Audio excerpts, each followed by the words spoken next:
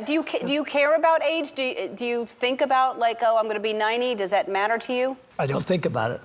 I sometimes think when I was a little kid and I used to hang out with my grandfather who was in his 90s. The dim light of a California sunset filters through the windows of a modest ranch in Carmel. Inside, a living legend sits quietly, reflecting on nearly 9 decades of an extraordinary life.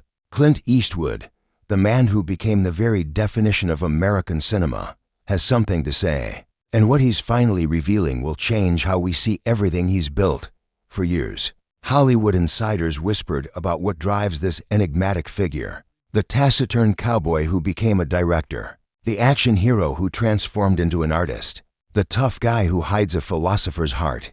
We've watched him on screen for over 60 years. Yet the real Clint Eastwood has remained frustratingly out of reach, concealed behind that iconic squint and that gravelly voice that needs no introduction. But now, at 88 years old, Clint Eastwood is breaking his silence in a way nobody expected. His final message to the world isn't what you think. It's not about the films, the awards, or the accolades. It's something far more profound, far more human, and devastatingly honest. This is the truth about what matters when you're staring down the final act of your life. This is what Clint Eastwood wants us to know before the curtain falls. And the revelation is absolutely heartbreaking. Clint Eastwood Jr. entered the world on May 31st, 1930, in San Francisco, California, during one of America's darkest hours. The Great Depression had the nation in a chokehold, and the Eastwood family felt every brutal squeeze. His father, Clinton Sr., worked as a manufacturing executive when he could find work. But steady employment was a luxury few families enjoyed. His mother, Margaret Ruth Runner, did whatever she could to keep the family afloat. The young Clint knew poverty intimately. The family moved constantly, chasing work opportunities up and down the West Coast. By the time he reached his teenage years, Clint had attended schools in half a dozen California towns. He never had time to put down roots, never had the chance to build lasting childhood friendships.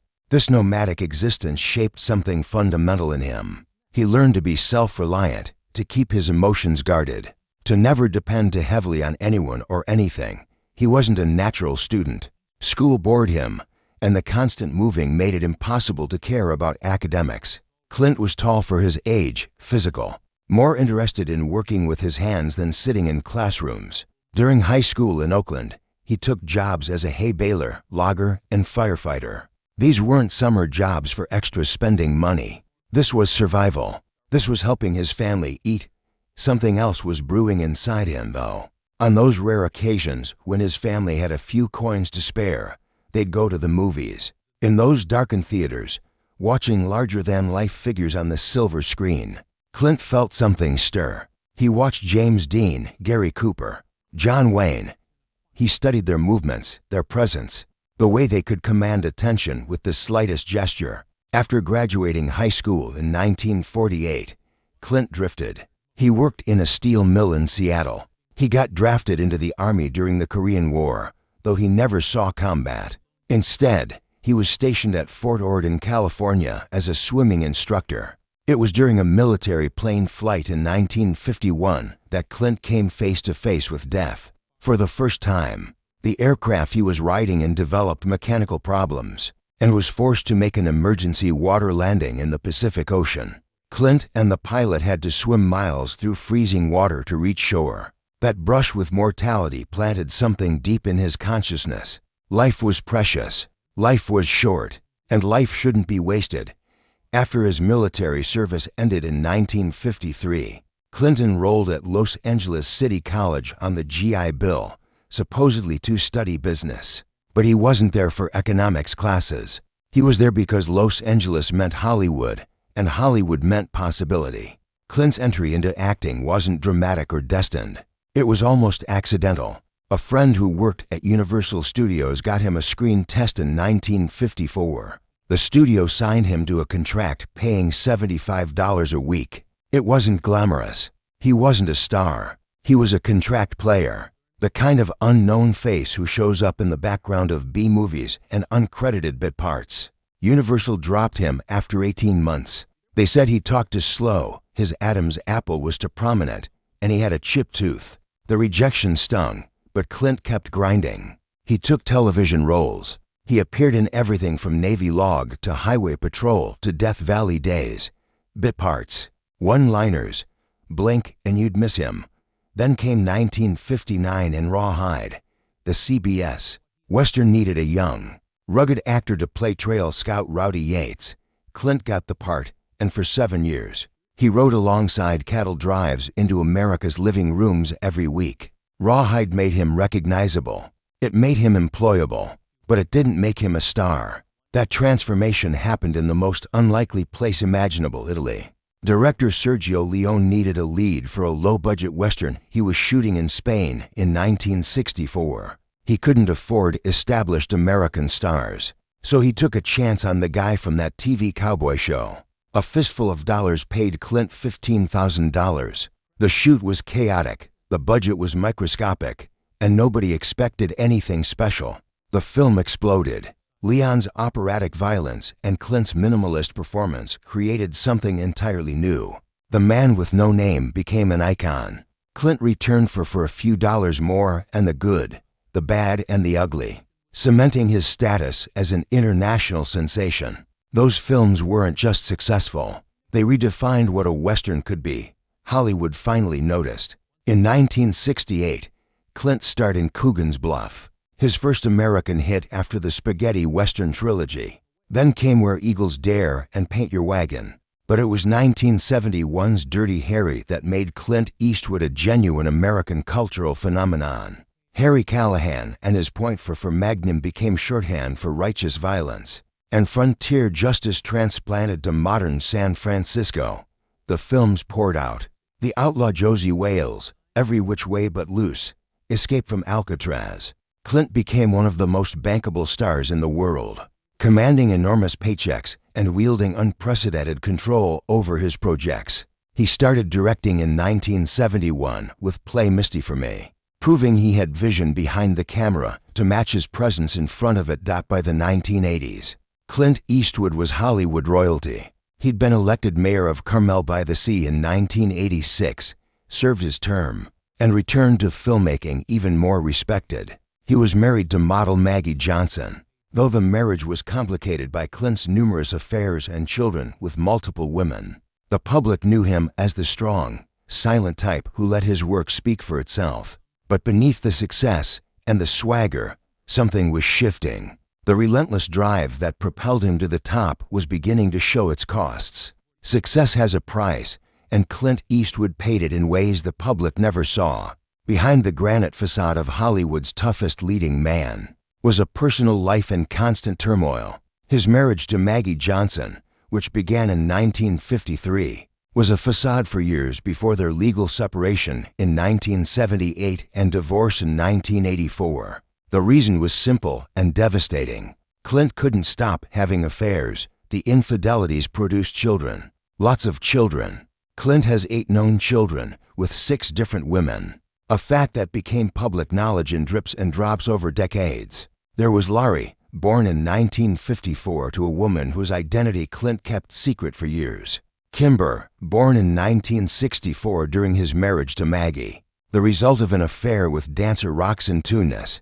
Kyle and Allison with Maggie. Scott and Catherine with flight attendant Jacelyn Reeves. Francesca with actress Frances Fisher. And Morgan with Dina Ruiz, whom Clint married in 1996. The pattern reveals something troubling. Clint's emotional unavailability, the same quality that made him compelling on screen, made him devastating in real life. He loved women but couldn't commit to them. He fathered children but struggled to be present for them. His daughter Kimber has spoken about the pain of having a father who was simultaneously famous and absent. His son Scott has described a childhood marked by Clint's emotional distance. The tough guy image wasn't just an act, it was armor. Clint learned early in life that showing vulnerability meant getting hurt, and he carried that lesson into every relationship.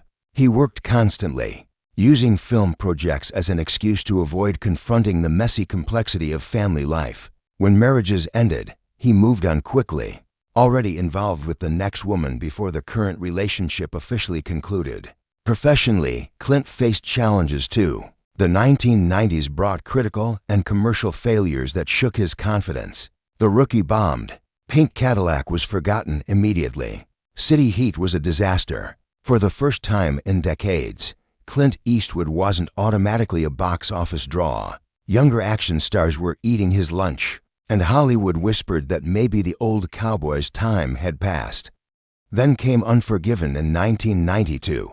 The film, which Clint directed and starred in, deconstructed the Western mythology he'd helped create. It examined violence, aging, and the lies we tell ourselves about heroism. Critics went wild.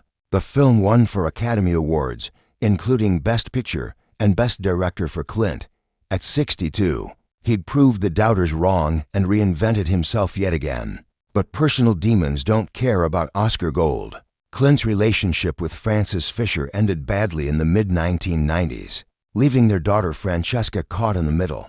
His marriage to Dina Ruiz, 35 years his junior, showed promise initially but deteriorated into mutual resentment.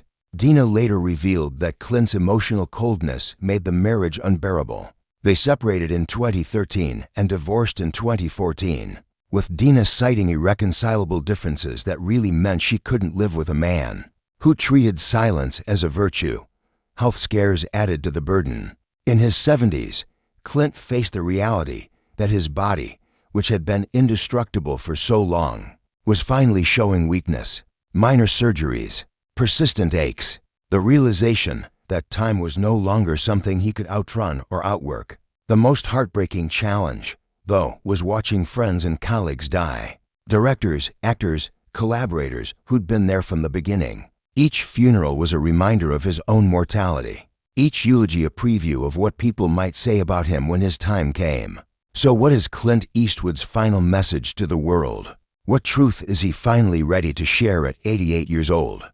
It's not what anyone expected.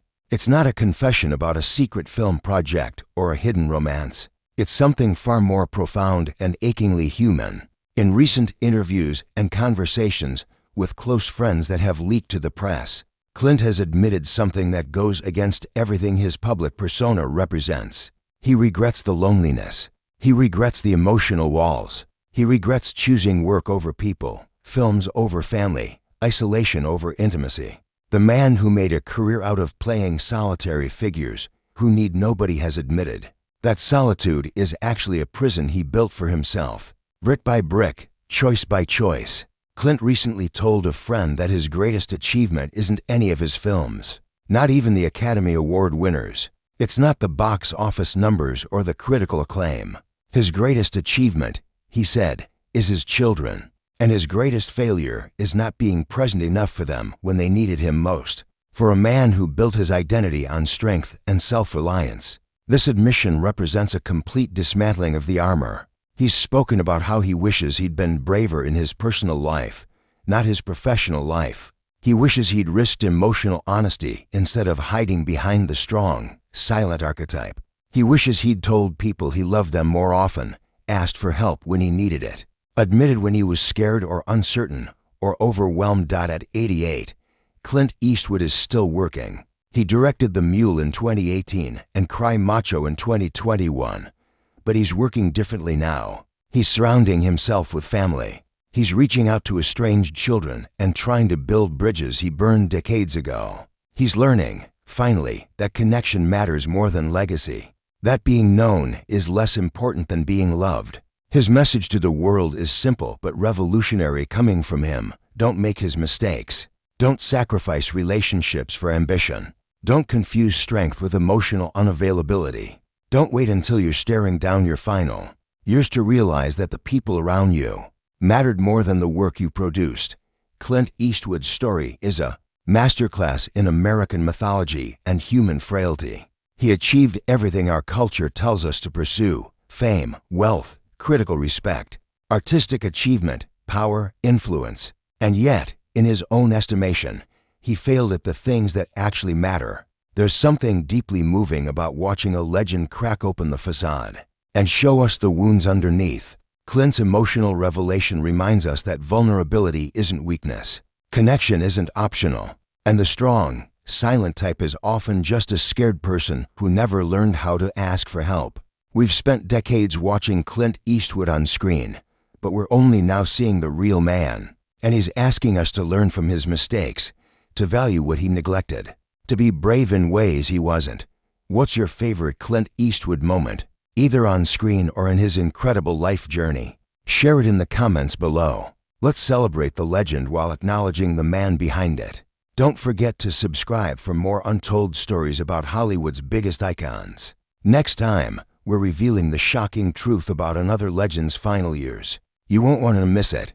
Clint Eastwood may be 88, but his final message ensures his most important work is just beginning. The work of being human. The work of connection. The work of love.